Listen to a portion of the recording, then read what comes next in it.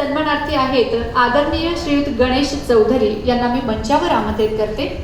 त्यांना या ठिकाणी हा पुरस्कार प्रदान करतील प्राध्यापक मंदार दिवाणे सर। मंडळी, आदरणीय गणेश चौधरी यांच्याबद्दल सांगताना आम्हाला अतिशय आनंद होतो की आधुनिक युगात शाश्वत शेतीसाठी सेंद्रिय शेती ही काळाची गरज, या संदर्भात गावे गावे जाऊन शेतकऱ्यांना सेंद्रिय शेती यावर विनामूल्य मार्गदर्शन ते करत असतात।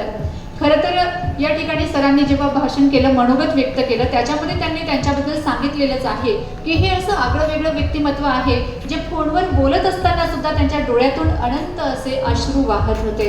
एकदा जोरदार टाळ्या झाल्या पाहिजेत।